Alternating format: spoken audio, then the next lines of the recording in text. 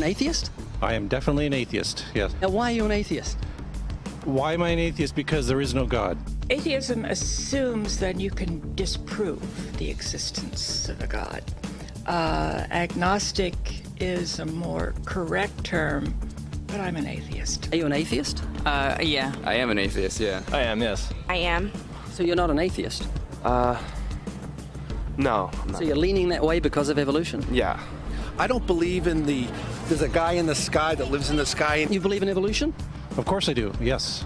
Live science says of Darwinian evolution, it can turn dinosaurs into birds, apes into humans, and amphibious mammals into whales. What Darwin showed in his work on evolution and natural selection is that we don't need to invoke any supernatural force or power to account for the development of life through time on Earth. The ongoing processes that are observable in today's world. Do you think it's a belief? I think it's just fact. I think more like facts. There is too much evidence to ignore. Do you think it's a belief? No, it's science. It's the way it happened. It's logical. You know, all the scientists pretty much agree with it. It's more of a fact. When did you start to believe? When I started to think for myself. When did you start believing? When I took my first biology class. It all started to make a lot of sense. The teacher made it very, very easy to understand. I generally trust the scientific community. Makes more sense than any religion or anything. The fossils they found of all the cavemen, the Homo sapiens, dinosaurs, it shows clear evidence. I believe in science. What's your major here at this university? Biology. You're a biology major? Yeah. You believe in evolution? Yes. What's your major? Geology. Chemistry? Biochemistry. Environmental science and policy. I'm a physicist. Biochemistry. Okay, do you believe in evolution? Yes, I do. Do you believe in evolution? Yes, I do. Of course. Yes, I do. I do believe in evolution. You believe in evolution? Yes. Are you a strong believer? Yes. Are you a strong believer? Yep. Yes. Yes. Absolutely. A scientific method is based on the collection of data through observation and experimentation. Science Daily. Could you give me some observable evidence that evolution is true? Something I don't have to receive by faith. Yeah. Some observable evidence. I mean, take a look at what happened 65 million years ago. Hang on, I can't. That's 65 million years ago. I believe, millions of years. So that can't be observed. We can trace the evolution through the fossil record. Could you be specific? Just give me one. Between 6 and 7 million years ago. Hundreds of thousands to millions of years? So it's quite a long time. Yes. Millions of years. Yes. So it can't be observed. Evolution is not testable over time. We are condemned to live only for a few decades, and that's too slow, too small a time scale to see evolution going on. Richard Dawkins. We see nothing of these slow changes in progress until the hand of time has marked the lapse of ages. Charles Darwin. You've got the canine kind, the coyote, and the domestic dog, and there's the feline kind, which is the cats, the tiger and the kitten, and you've got humankind.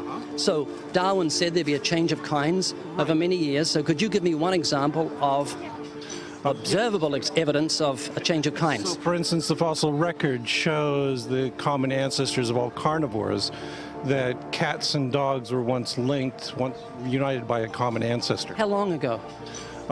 This, I believe, was like 60 million years ago. I don't want something I have to accept by faith. I want it to be observable. Observable evidence. Well, I mean, if you're just asking me here on the street, there's not really much I can tell you in terms of observable evidence. Like, we would have to really examine existing data to draw conclusions of our own. I would have to have faith then. We would have to have some amount of faith. Can you think of any observable evidence for Darwinian evolution where he said there'd be a change of kinds? Monkey to man, is that what you're talking about? Yeah, a change of kinds. I don't really believe there's any proof for that yet. Well, monkeys are the only ones with the 5th digit, like we have. Well, koalas have a 5th digit. Did you know that? I didn't know that. Think we're evolved from koalas? No. When I went to, like, Washington, D.C., I saw they had a whole exhibit just on In the Smithsonian? Yeah, in the Oh, Smithsonian. wait, so that is just like some stuffed dummies, like standing around a fire. I know that everyone talks about the missing link for humans and whatnot. I believe that there are connections that are out there that we haven't found yet. I'm going to trust what those experts did. those experts came up with. I have a strong trust in evolutionary ideas based on the evidence presented. Can you think of any observable evidence for Darwinian evolution, a change of kinds? I haven't seen it myself, but I believe what the textbooks tell me about it, so. You've got faith in the experts? I have faith in the experts, yeah. I guess similar to how religious people have faith that God actually exists, I have faith in the experts knowing what they're talking about. The scientific method must be observable and repeatable. So could you give me one piece of observable evidence for Darwinian evolution? Okay, I would point to, as one great example is look at the genetics of the stickleback. What's that? So stickleback fish are a very interesting collection of species that were recently isolated after the end of the Ice Age. What did they become? They're various species of sticklebacks. They stayed as fish? Well, of course. Can you think of any observable evidence where there was a change of kinds? Fish. Human beings are still fish. Human beings are fish? Why, yes, of course they are. How long did that take? A couple billions of years, millions. A couple of millions? How is that observable? It's not. We came out of the ground as a mammal, and one mammal created... Come out of the ground? Didn't we come out of the sea? Huh? Well, initially in the beginning, we came out of the ground and the sea. After the great destruction of the... So did we have lungs or gills when we came out of the sea? You want to know something? Those that were in the sea, I guess, had gills, and those that were on land had lungs. But if we came out of the sea, we had gills in the sea. You want to know something? Who knows that we came out of the sea or we evolved from mammals? So you don't know? Huh? Of course I don't know. I'm accepting that they did their science correctly. Could you give me an example of Darwinian evolution, not adaptation or speciation, but a change of kinds? These are changes of kinds. They're still fish. They're distinctly different fish. We have thousands of examples. Can you give me one? I can give you thousands. Just one. For instance, I would say look at Lenski's experiments with bacteria then. So what do the bacteria become? The bacteria are still bacteria, of course. So that's not Darwinian evolution. That's not a change of kinds, is it? It is a change. It is a change in the genetic makeup of the bacteria, which is still bacteria. So what do the bacteria become? A new kind of bacterium. So it's still bacteria. There's no change of kinds. To summarize, the observable evidence that you give me for Darwinian evolution is bacteria becoming bacteria. No, it is bacteria acquiring new metabolic capabilities. You said before that there is lots of evidence for evolution. I just want one observable evidence for Darwinian evolution, just one. But I gave you some. You don't want... Not some, I want one. Wait, you don't want that. I want one. Yes, I do. I'm pleading with people. You asked me to tell you when I've watched one species evolve into another. Isn't that right? No, one kind into another. There's 14 different definitions of species. So I want a change of a kind. When you're talking about kinds or change in families, you're actually talking about macroevolution. You're talking about changes on the level that separate, say, cats from dogs. So could you give me any examples of Darwinian evolution? Well, when you say examples of that, then you have to sort of look at over a longer time frame. It has nothing to do with faith. Faith is something that I have to, unseen, I have to believe in. That's it, unseen. Look, do you believe evolution? Of course I do. Are you a believer in evolution? Yes, I am. When did you start to believe evolution? I started to believe evolution when I started to think out for myself. Is evolution a belief? Well, you know something? Evolution is a thought process. Is coming to terms and checking out all the alternatives, like taking a look at the religion, man-made religions. Let me ask you again: is evolution a belief? No, evolution is, well, yeah. In a word, yeah, I could say it could be a belief. When you say change of kinds, do you mean the evolution of one species from another or to another? Yes, we have that in action, actually, in the Galapagos. Could you give me one instance? Yes, we have an example from a group of birds called Darwin's finches. You take a look at the difference between the finches on the islands that all started out. I mean, that's very, very observable. But that's not Darwinian evolution. There's been no change of kinds. What did the finches become? They become genetically new and anatomically new, recognizably different species. So they're still finches? Well, of course, they're still finches, yes. They're not there's no change of kind. Little birds that he had observed. What did they become? Their beak shapes. They're still birds. Yes. 3 finches that turn into different types of birds. They're still finches. Well, for example, Darwin and his study on evolution of the birds on the island that he went on to there. Their beaks changed? Their beaks. They're still birds. There's no change of kinds. That's within the kind. It's evolution on the beaks. So that's called adaptation. It's not Darwinian evolution. There's no change of kinds. There's no different animal involved. I want something that shows me Darwin's belief in a change of kinds is scientific. Darwin spoke of a change of kind. Can you think of any observable evidence for Darwinian evolution where there's a change of kind? Change of kind. Change of kind. I'm gonna have to think about that one a little longer. You give me anything that I can see, observe, and test, which is a scientific method for Darwinian evolution, a change of kinds. Test and observe.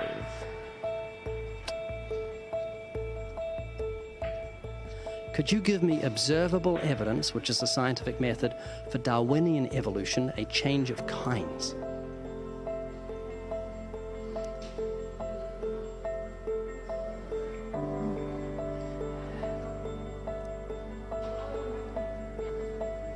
Okay, I gotta think about it. So you want the evidence of it? I would say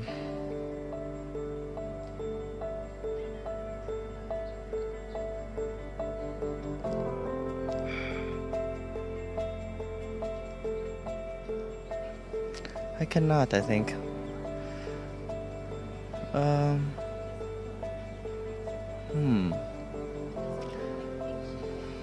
It's a hard question, actually.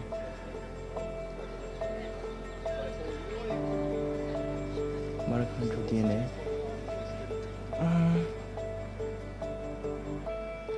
So, can you repeat the question again? Could you give me any observable evidence, just one, for Darwinian evolution? Let me think about that for a sec.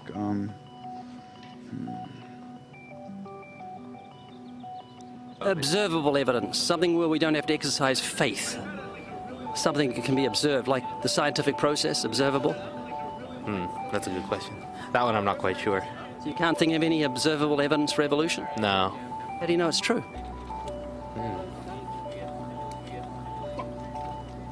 I'm not sure. So Darwinian evolution is not observable, it's not scientific. I guess so. So it's unscientific, you can't prove it. It's scientific, actually. You could prove it. It could be proven, just... Do it for me. That's hard. That's just too broad of a... It's unobservable, that's why you need millions of years. Yes, exactly. You're trusting the biology majors and the biology professors know what they're talking about, and they can't even give me evidence of a change of kinds. Well, then there isn't one. If they don't give it, then I wouldn't say there was. Yeah. I just go on what I've seen and what I've learned from class. So you believe? Yeah. You know what that's called? What? Blind faith. Blind faith. Faith is the great cop-out, the great excuse to evade the need to think and evaluate evidence. Richard Dawkins. Do you believe in intelligent design? Of course not. Do you think everything is intelligently designed? No, I don't believe that things are intelligently designed. Okay, you seem like an intelligent person, so I'm going to ask you something. I'd like you to make me a rose, okay? How would you make a rose? I don't have the capabilities to do that. Hang on. No, it's not intelligently designed, so you should be able to whip me up a rose real quick. Do you believe a rose is intelligently designed? Definitely not. In order for me to know what to make, I have to know what a rose is. Well, it's got a seed, so you've got to start with nothing and you've got to create a seed from nothing. Oh. Can you do that? No, I can't. Could you make a rose from nothing? No. Can't make something from nothing. It's just basic, science. A rose from nothing? A rose. Just like, I can't, honestly. Why not?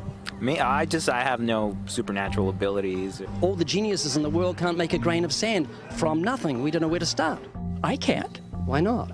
I don't have millions, billions of years. That would be physically impossible. I mean, I would have to. That's not possible.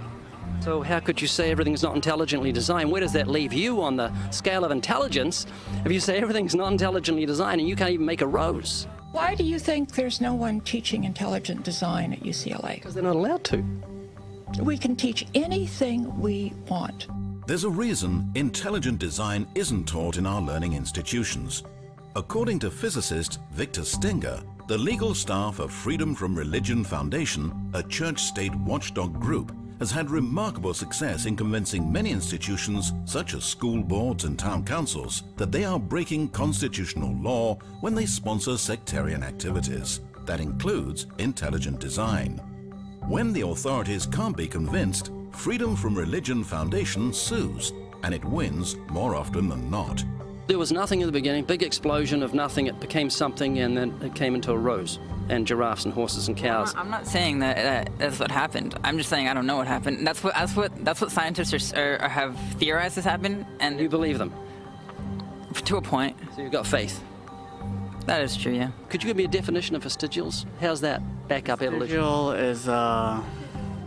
is like, I'm not a biologist, so I'm kind of fuzzy here, but it's like a remaining organ that is not used. Like, for instance, our appendix.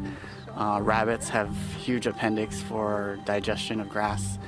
We still have a vestigial appendix organ. The appendix has no use? Which we can think of right now. Your coccyx bone, that was, many people regard that as the tail of the humans. The human tailbone is said to be vestigial. That is, it's an evolutionary leftover proving that we're related to primates. However, it's not a tailbone, it's the coccyx vertebrae. The tailbone derived its name because some people believe it's a leftover part from human evolution, though the notion that the tailbone serves no purpose is wrong. The coccyx is an extremely important source of attachment for tendons, ligaments, and muscles. Evolutionists also claim that the appendix is vestigial, but it's not. The appendix is actually part of the human immune system. According to Scientific American, for years, the appendix was credited with very little physiological function. We now know, however, that the appendix serves an important role in the fetus and in young adults. Among adult humans, the appendix is now thought to be involved primarily in the immune functions. I would consider myself an atheist, yeah. Can you think of any famous atheists? I believe Neil deGrasse Tyson. Neil deGrasse Tyson said, "I can't agree to the claims by atheists that I'm one of that community." Can you name a few? Famous atheists. Apparently not. Start with Isaac Newton. Isaac Newton said, "The most beautiful system of the sun, planets and comets could only proceed from the counsel and dominion of an intelligent and powerful being." Can you think of any famous atheists? Yeah. No. A famous atheist. Yeah, a famous atheist. Yeah, my dad. He's not famous. The skeptics' websites often include examples of famous atheists in an attempt to win converts. But more often than not, the famous personalities cited are not actually atheists. This is a popular atheist poster on which are Ernest Hemingway, Abraham Lincoln, Carl Sagan, Mark Twain, Thomas Jefferson, Benjamin Franklin, Albert Einstein, and Charles Darwin, along with the words, "Atheism, good enough for these idiots." Clearly, atheism is for intellectuals. But one moment, Abraham Lincoln wasn't an atheist. He said, "I know that the Lord is always on the side of the right, but it's my constant anxiety and prayer that I and this nation should be on the Lord's side." Neither was Carl Sagan. He clearly stated, "I am an agnostic." Mark Twain hated religion, but he certainly wasn't an atheist, saying, "None of us can be as great as God, but any of us can be as good." Benjamin Franklin said, "God governs in the affairs of men." You'll find Thomas Edison listed on Celebrity Atheists, on Positive Atheism, and other atheist websites, but he wasn't an atheist. He said, "There is a great directing head of people and things, a supreme being who looks after the destinies of the world." Thomas Jefferson said, "Say nothing of my religion. It is known to myself and my God alone." Albert Einstein rejected the Bible as the Word of God and said that the Creator was unknowable and that God, being personal, was childlike. He lamented, "In view of such harmony in the cosmos, which I, with my limited human understanding, am able to recognize, there are yet people who say there is no God. Well, what really makes me angry is that they quote me to support such views." He categorically said, "I am not an atheist," and when referring to those who deny the Creator, he used the term fanatical atheists.